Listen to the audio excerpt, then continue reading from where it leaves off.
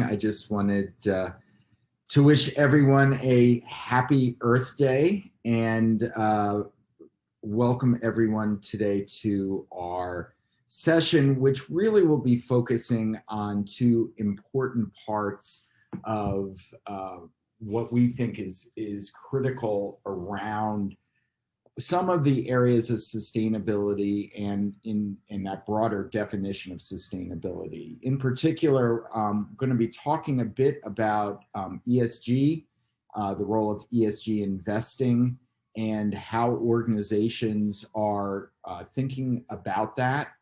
And then we're also going to be exploring purpose and purpose-driven organizations and the benefits of being a purpose-driven organization.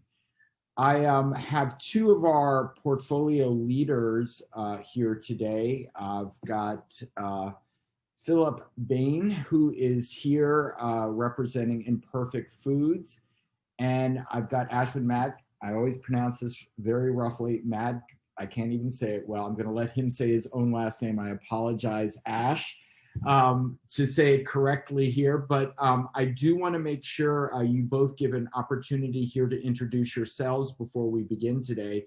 Why don't you both take yourself off of mute, and I'm embarrassingly, Ash, I'm going to let you start first after I've mangled your last name completely. Don't worry about it, Gary. Even I mess it up sometimes.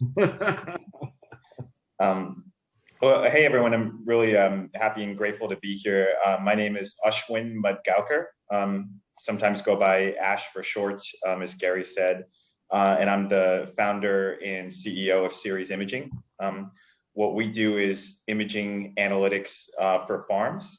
So we fly above fields, we look at different wavelengths of light, and we can show farmers where they're overwatering or underwatering, or how to make a better nutrient application. So we help farmers grow more food and then do it more profitably and sustainably. That's great. And I'm Philip Ben. I'm the CEO of Imperfect Foods. Our mission is to eliminate food waste and build a better food system. Started the company about 5 years ago with the mission of eliminating the 20% or so of waste that happens in farms in America today, resulting in about 30 billion pounds of wasted fruits and veggies just because they're not pretty. So farmers are forced to toss them and leave them on the ground. We started this business by recovering that, and we want to grow our business going forward by having a single-minded focus on sustainability and delivering a better customer experience. It's great to be here. Well, welcome. Well, happy Earth Day to both of you. I'm going to start out by saying I'm one of those folks that is not a fan of Earth Day. I'm an Earth Day every day kind of guy. I'd love to just start out by asking you both, what do you think the relevance of Earth Day is in, our current world? Why is it either more important than ever or has lost its importance? Love to hear your perspectives as we begin today. Yeah. Ash, you want to begin, or? There you go. Ash, you go. Sure. Well, Gary, I totally agree that Earth Day should be every day. And, how we practice is more than just one day of the calendar year.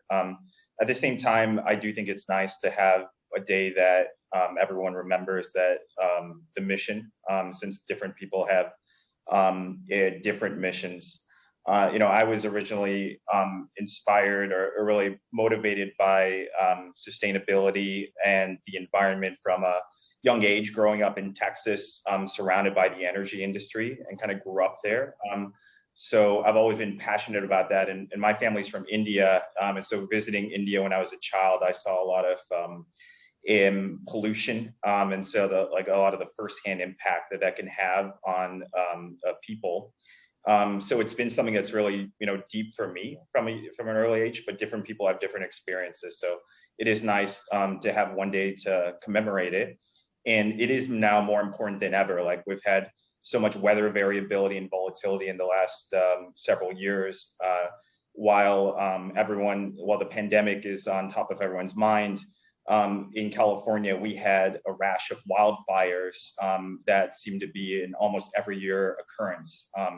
And so the need for sustainability and mitigating the impacts of climate change are more important now than they've ever been. Yeah, like Ashwin, I also grew up outside of the U.S. In Chile, in Latin America. My parents had an organic farm in the south of the country, which kind of also got me very close to nature and the way that she produces the things that we then consume. And you know, as I sort of built my career in retail and consumer goods, I got to see the disconnect between what is produced and how it is produced and what we all get to buy. Which is where the losses and the food waste start from, and then you also have other things that get wasted in transit. You know, countries like Chile and India, where a lot of food actually needs to be transported very far over long distances in cold chains that are not very good, and leads to a lot of spoilage. So that I think awareness is something that we all need to be reminded every now and then, and having something like Earth Day to just reflect on the relationship that we have as a species with our host planet, and how much of a predator we really are when it comes to her resources, is something that we, at least within the Imperfect Foods community, and I suspect beyond that, value that time to reflect and to therefore make changes to our daily lives. And even if you can experiment during Earth Day or Earth Month, and you kind of learn how to live with some of those little changes that make the planet better in the long term, it's worthwhile. Yeah, well, first of all, Christina, why don't you put up the poll about how relevant is Earth Day today? I'd like to hear from the folks that are on here, their take on that. But while we're getting the results there, you know, I think one of the issues as well is just around the concept that around the world, if you remember, Earth Day started in the United States as a manifestation of our first sort of awakening around our fragility of our Earth. If you might recall, literally the rivers were on fire from the chemicals in there, and it was not a political issue. Actually, most of the legislation around environmental laws were passed by Richard Nixon, a Republican at the time, clean air, clean water, etc. How do you believe, you know, today's environment is either better or worse than it was in the early days from when, you know, Earth Day sprung? Philip, why don't you begin?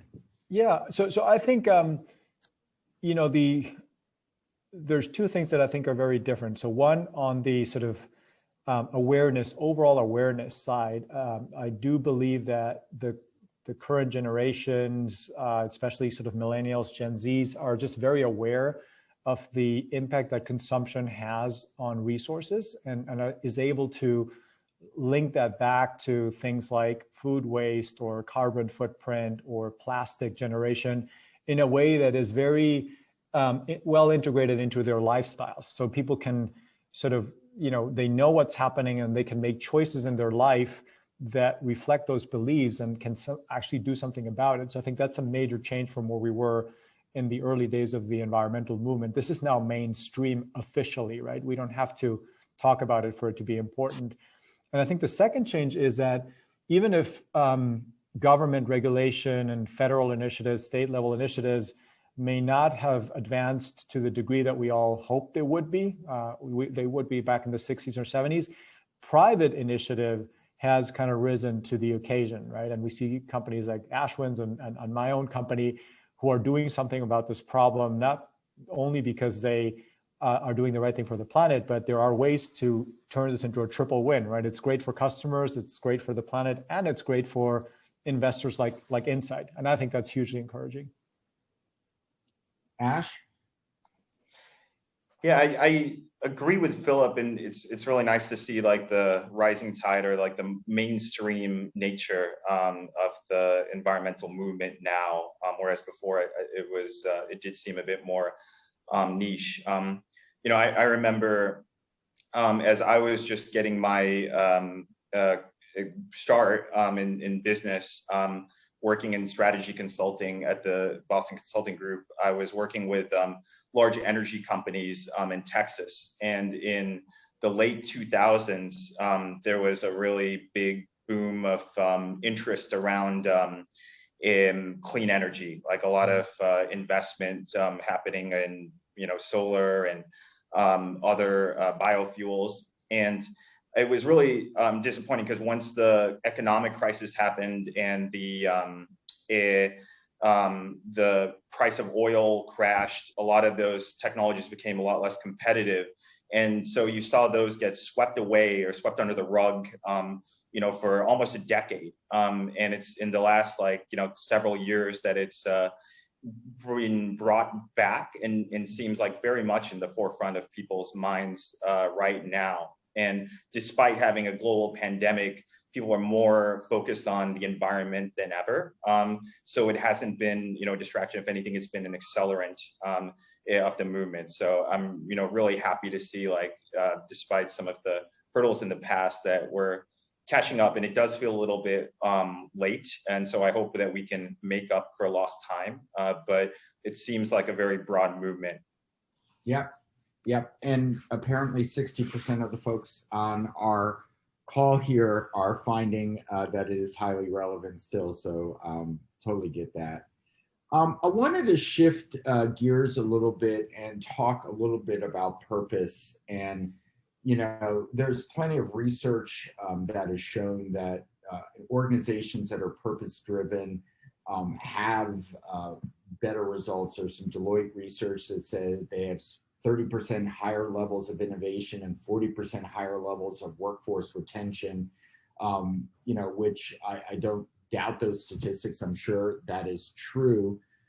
I would love to hear from each of you how purpose has worked for your organization and the areas in particular that you feel it has positively impacted. Philip, why don't you begin here? Yeah, sure.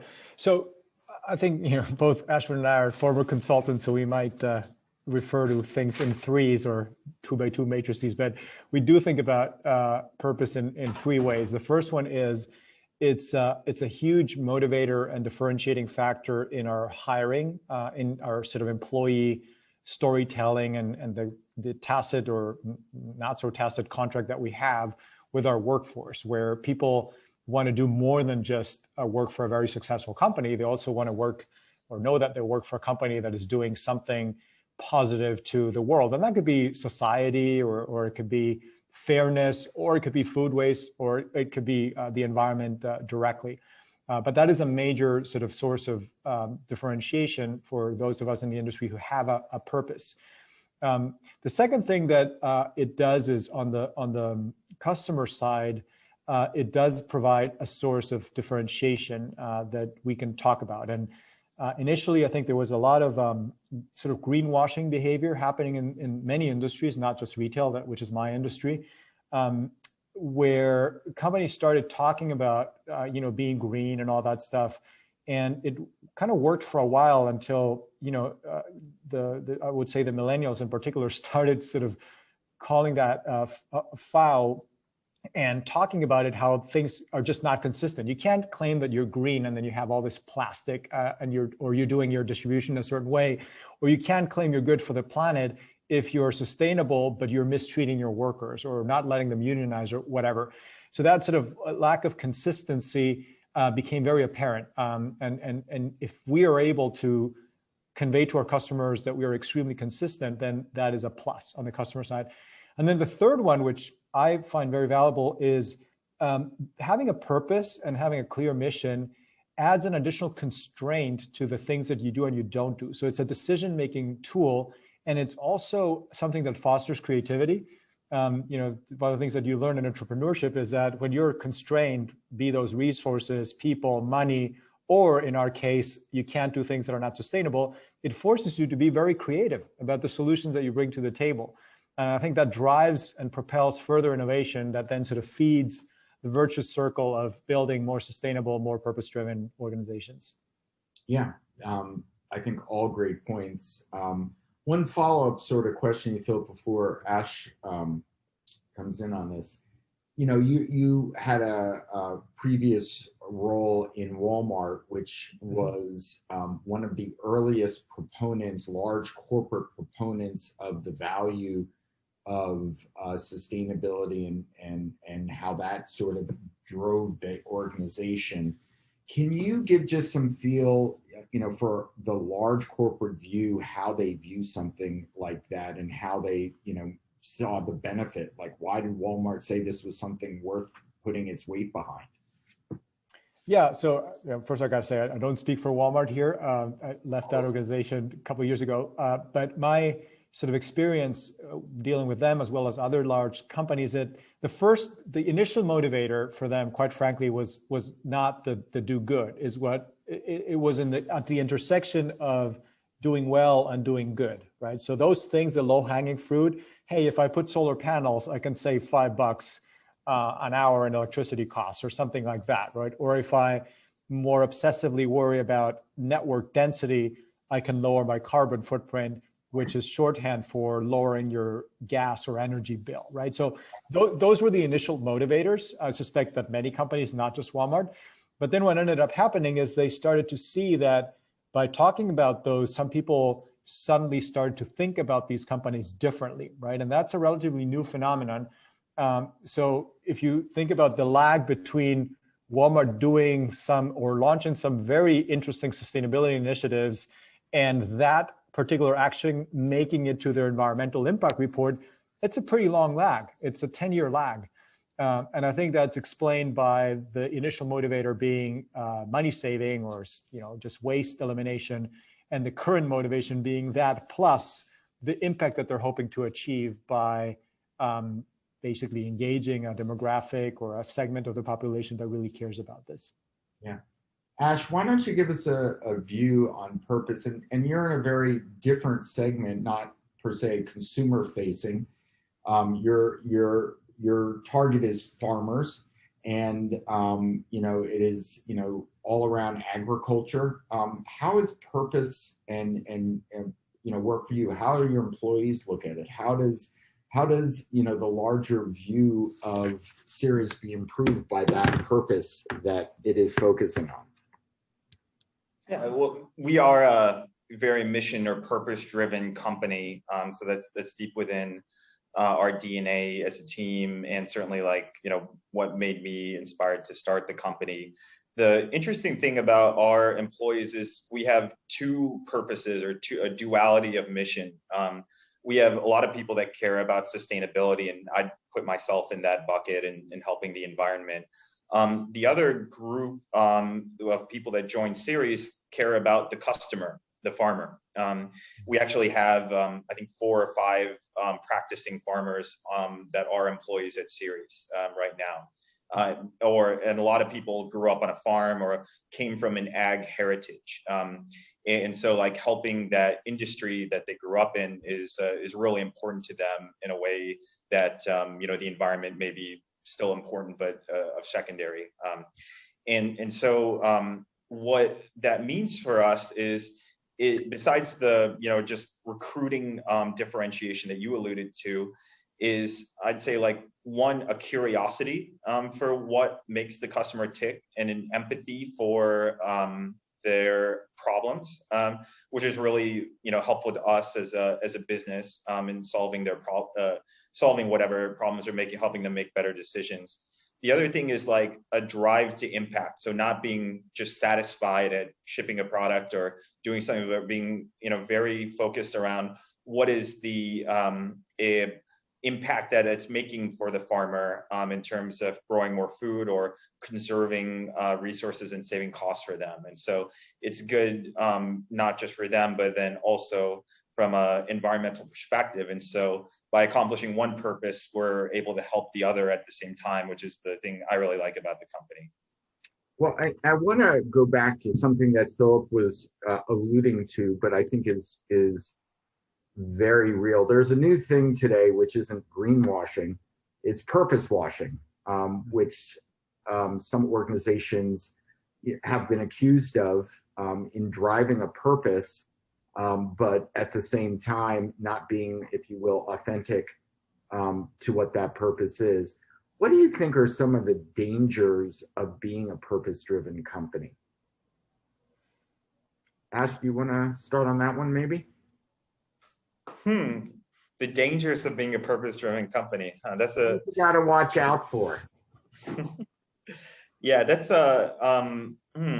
things you got to watch out for. I'd say, something that we're trying to focus on is being really rigorous towards hiring people that are congruent with those, with that purpose and values. I think, a lot of times we can bring on, as a company that also has, a third purpose of profit, in addition to the other two.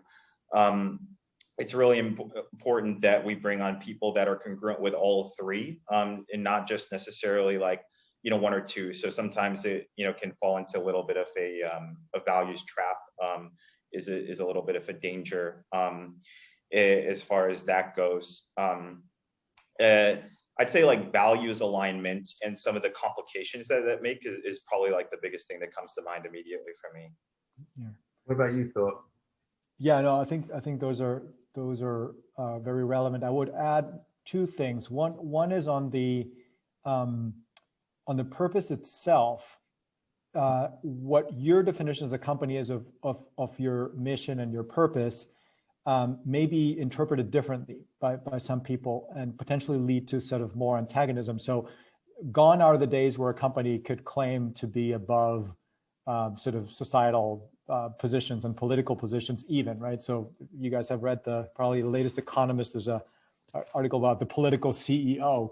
Yeah. And in a way, when you're in a purpose-driven organization, that by necessity forces your hand on certain positions that maybe traditionally were political and companies shied away from. And now you have to take a position, right? And that position may antagonize some people that maybe believe in part of the mission, but actually don't like your politics, right? Or they like your politics, but they don't like what you do.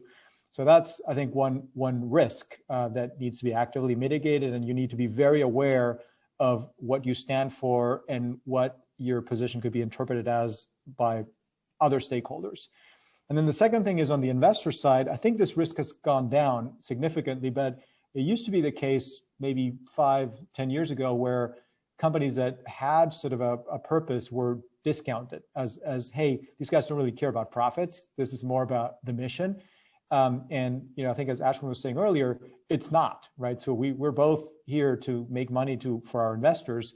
We just strongly believe that the future successful corporations, both from a financial point of view and otherwise, requires us to be purpose-driven. And I think that merger of sort of purpose and profit has become apparent now, and is that actually now being valued and potentially even given a premium by investors. But that was not the case only a couple of years ago.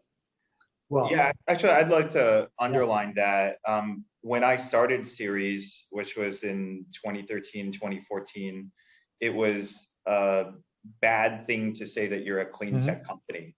Any VC would immediately take you less seriously, and had a lot of scars from that first clean tech boom and bust cycle several years prior to that. And so it's only recently in the last couple of years that it's been, okay, or like more in vogue to be sustainability minded. Yeah, and I will argue the bar has never been higher in terms of what your consumers, your investors, everyone is holding folks around their purpose to this higher level of achievement. And that was not the case. That's why you could get away with a lot more, but in this sort of ever connected, ever changing landscape, where you were just alluding to, Philip, where, there was, years ago, the whole purpose of PR was to make sure when you made a statement about an issue, you said nothing about the issue.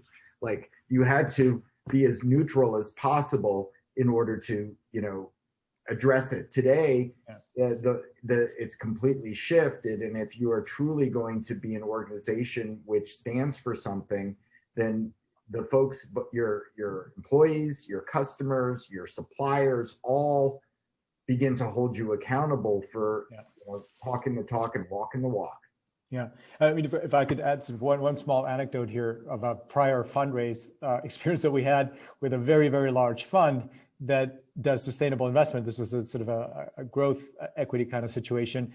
And we asked them about the process because in the past it would be like, okay, this is how we look at your numbers. And they said, well, because you guys are a sustainable business, you have to meet two hurdles. Like you're going to be evaluated by the private equity guys or the growth guys with all the financial hurdles that everybody else is evaluated at. And then you're going to go through an environmental audit process, right? If you pass both, then you're in this category. So it's not that they're relaxing sort of any requirements, your point, Gary, they're just doubling the bar in a way. You have to kind of jump through two hoops, not just one. Yes.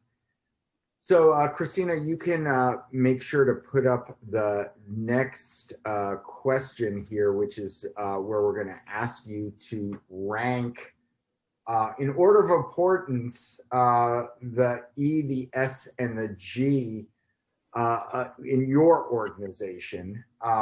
And recognizing every business is very different. There's no right or wrong here. And as we transition our discussion into ESG, I think every organization every letter is not a capital. It's not a capital E, capital S, capital G. It's normally like maybe a capital S or a capital E and lowercase s and G. If you think about your organization, how do you look at ESG? Where's the priorities? How do you view each of those particular areas? Ash, do you want to begin on this? Sure. So Gary, to your capitalization, I'd say like we're first and foremost an E company. That's what my inspiration for starting it, and one of the the primary drivers and binders that bring us all together. As we've grown, and in general, we are trying to emphasize the S element of that, particularly with diversity, equity, and inclusion has been an increasing priority for the business going forward. And now, right now we're in the midst of a financing, and will be like absolutely crucial post-financing to support a variety of initiatives that we have there. So that's the next one that I'd say that we're trying to elevate to the similar level. What about you, Phil? So I would agree. We're in the same situation. So we're a capital E kind of company. That's how we started the business, why we started the business. Because it's food, you by necessity are sort of a really important part of society as well. So concepts like food fairness, food deserts where we can help with our actual service of providing fresh veggies becomes increasingly important. We also have a big affordable box program that we launched, which the federal government, unlike, they chose to subsidize Walmart and Amazon to provide affordable food and not startups like Imperfect Foods, which is a question in itself. But that didn't hold us back from actually offering a food stamp equivalent program, even though we don't get money from the federal government. So those are things that we're doing around fairness, and that's obviously a part of the S.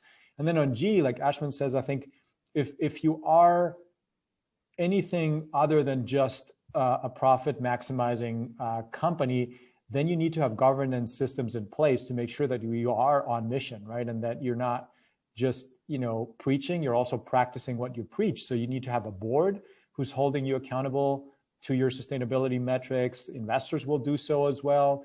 And then the internal sort of checks and balances around things like diversity and inclusion and, how you are delivering on your financial and non-financial commitments becomes important as well.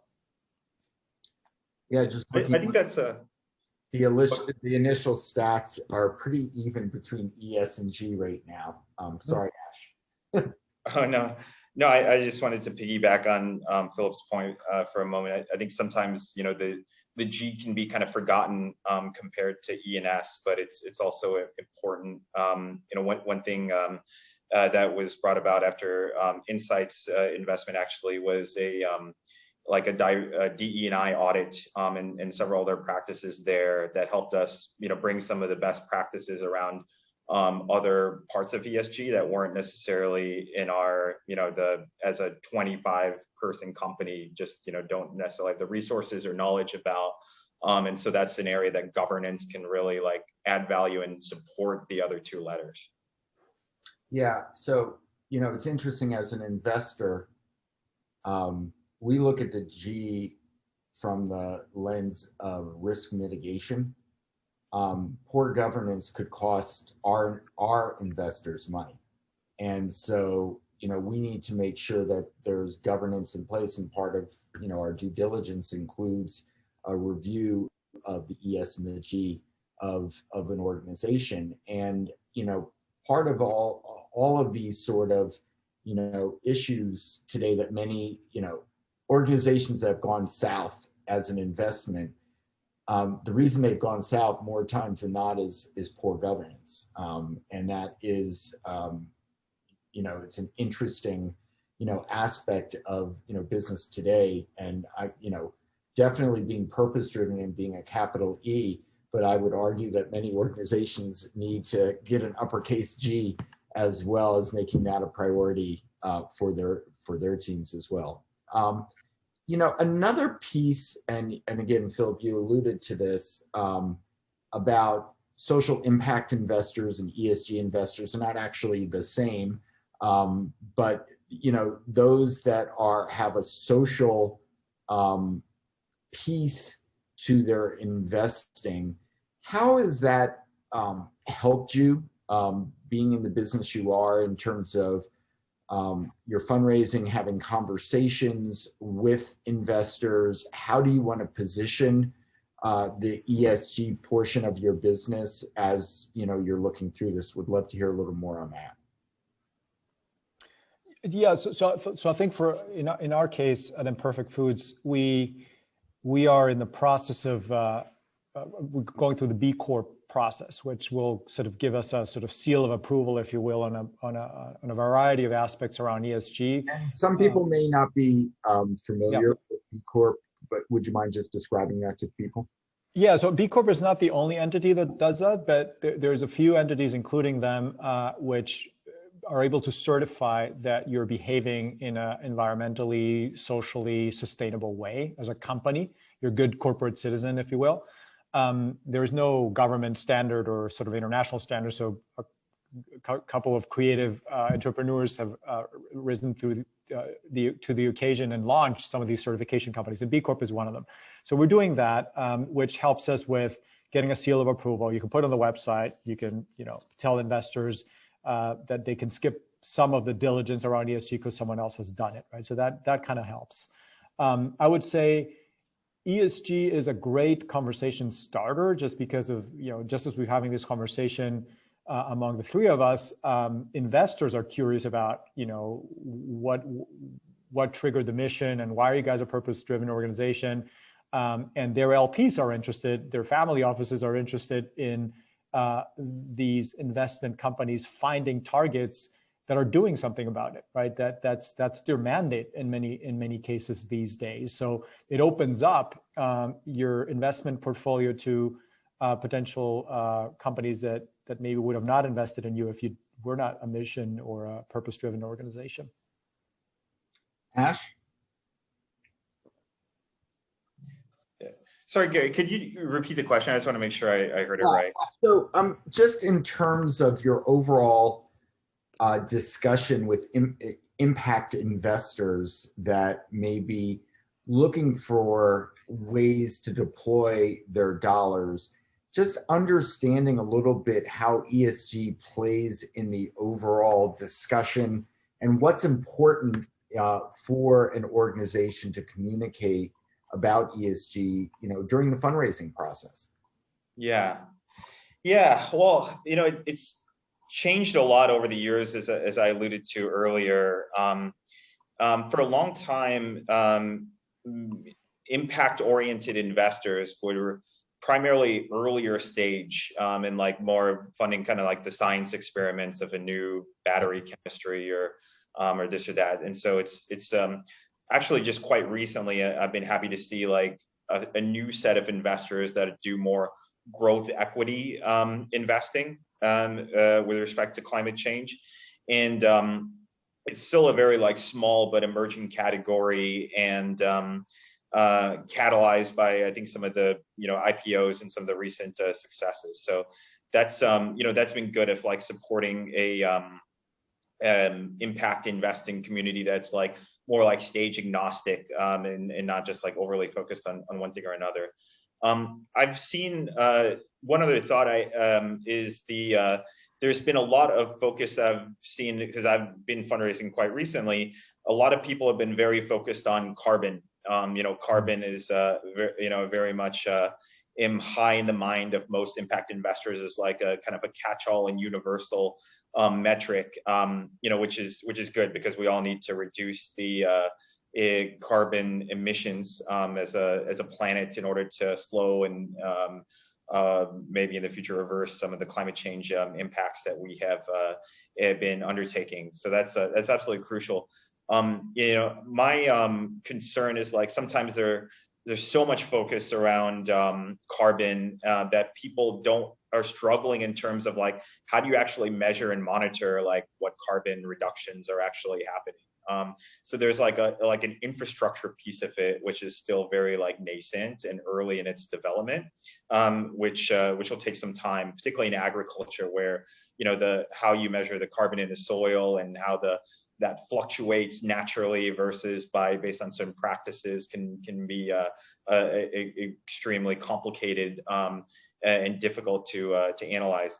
The other thing I worry about is it sort of takes the focus off of other things which are also still very relevant and important from a environmental perspective. Like for instance, we help a lot of farmers around water and fertilizer applications, but water doesn't necessarily the exact same thing as carbon. So we don't have sometimes like people will not give us the credit for that, which strikes me as a little bit narrow-minded or narrow-sighted.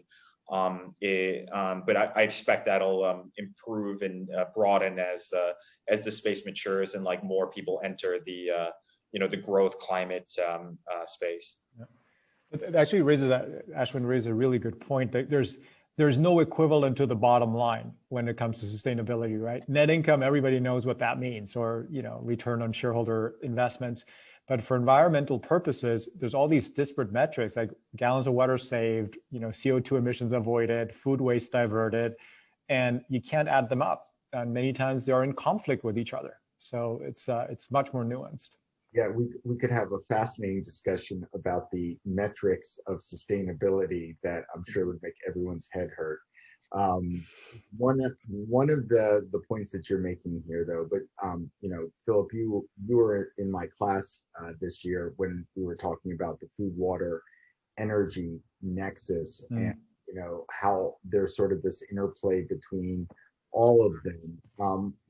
I'm curious just a little bit more about food waste and food production. Both of you play in that space. It's clearly a major issue that we are working through. How should consumers think about food waste today? And is there really a role that everyone should be playing and thinking about? Like, why does it matter? Well, I think it matters. It matters substantially, right? It's not so the amount of fertilizer, water, labor, financial resources that goes into a square foot of arable land is the same for a beautiful tomato than it would be for an ugly one. And therefore, if that tomato gets wasted because it never makes it to the farmer's market or the shop or your home, then all that resource, including the square foot itself of land that could have been native forest or something different, goes to waste, right? So if you kind of backtrack the impact of food waste within agriculture itself, Ashwin, which I believe is either the first or second kind of biggest polluter in terms of CO2 emissions, that's about 25% is because of this wasted food. So if we didn't waste that food, then we didn't have to make it in the first place, right? So a farmer has to account for 125% of their production so that they can get to their 100%, right, or the equivalent math. So that's unnecessary if yields become better and if nothing gets wasted. So there's a direct link there between food waste and avoided carbon emissions that we want to make our customers and our farmers even aware of. Yeah, and one of the things that, as an imperfect customer, it's always nice when I can check on my account and see what my impact has been in that regard. So at least you're trying to translate that into, not just feeling good about reducing food waste, but what the real impact of reducing food waste is. So Yep. Makes total sense. Ash, on the water side, one of the, things that I'm sure everyone understands and knows is, in many parts of the world, we're facing incredible droughts. And, farmers are going to be asked to do more with less water. And, what is sort of your point of view on how an organization like Ceres can really, help attack that issue? Yeah, there's been a accelerated amount of weather variability and volatility that's driven droughts and resource scarcity. We work with farmers in the US, but also Australia. And Australia is a fascinating market because they are more evolved and progressive than the US because they've had historical droughts prior to some of the challenges that have been more recently in the United States. And so they've adopted a progressive and water scarce mindset, and then also a really interesting sort of trading system. Just a year ago, the Chicago Board of Exchange, I believe, is now started trading water futures in California, for instance, to make it a little bit more of a market-driven approach. And in general, what the variability and volatility means is that people are going to have to farm with less, but there's real businesses with large investments that are made. So when I started the company, a lot of our first customers were in California during the midst of the drought. So I'm sure that the audience will remember in 2014 and 2015 in particular, California went through a very severe drought that was an existential threat to the survival of agriculture in the state. And the impact that an imprint that it left on farmers' minds is definitely one more conservation and more progressive adoption of conservation practices. So deficit irrigation, and using technologies like ours, which helps them, instead of put on the same amount of fertilizer or water that they have for generations, put the right amount in the right place at the right time, which is really what our company is all about. A lot of when I was working with some large farms in South America, my initial observation was that farmers in general would apply things just the way they've always done. So there was not a lot of data or precision used to guide how much fertilizer or chemicals someone applies. In general, the mindset was I'm going to apply more than enough in order to have a margin of safety that's going to not impact my yield. And the conditions and scarcity that we're experiencing now just make that no longer possible. And so you can see that mindset shifting in farmers' minds, and then turning to market-based and technology solutions in order to adapt to those times. Yeah. So, I think there's a sort of common thread that, runs across here is, as you were saying, doing things the same way doesn't seem to be the winning approach. I'd love to just get both your opinions on just the role of technology today in helping us solve some of the issues, whether it's around climate change or food waste or water. I just would love to hear some of your thoughts on that. And by the way, if you do want to ask any questions to the panel here, please feel free to put those in the chat, I believe, right, Christina? Yes, or you can enter that into Slido. Okay, perfect. Ash, just in terms of the role of technology here in solving some of our world's most pressing problems, what are your thoughts there?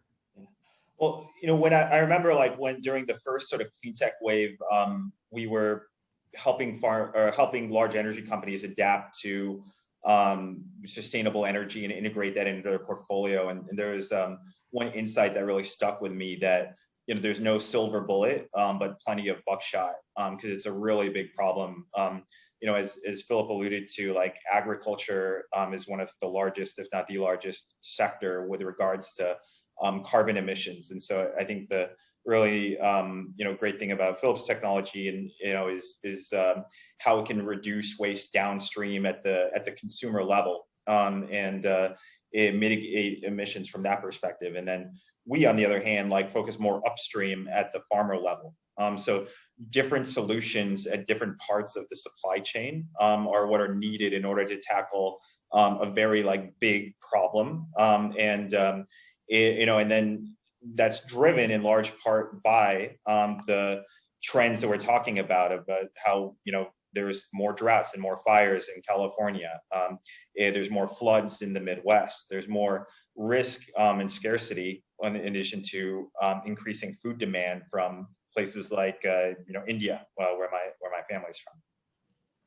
Yeah, I think that's really well said. I mean, the only thing I can add to that is, in general, what we see is technology has the potential to augment the ability of a business to optimize its different components, right? So for example, if you think about our last mile is a series of milk runs that our trucks do when they go and deliver boxes to our customers. We use technology to make sure that those routes are as dense as possible. And we use a technology to encourage customers within an existing route, for example, to get their boxes on a certain day, right, by offering a price discount. So technology is able to help a company like Imperfect Foods add sort of deep tech things like revenue management, which airlines cracked 20 years ago, to make sure that we use density to drive down our cost and our carbon footprint, right? Without technology, that would not be possible. So I think that's one of the great things about how tech helps what we do as Ashwin was saying, at the sort of delivery front, but most importantly, probably what farmers do, right? And how they kind of really move the total factor productivity, right, to a different level. It's not just about labor and input, it's about the technology function that enables them to have a better yield. So my last question for you really is, getting back to where we started around Earth Day, and 100 years from now, are we still celebrating Earth Day, or are we in a different place? What do you think? I certainly hope we're not celebrating Mars Day. I think the challenges that we laid out and discussed in this conversation are not going to be resolved within one generation even. I think it's going to take a long time. As Ashwin was saying, there's hopefully a fighting chance that we slow things down, but I don't believe that we will be able to reverse it in our lifetime. So my answer would be absolutely. We're going to be talking about the Earth forever. Ash?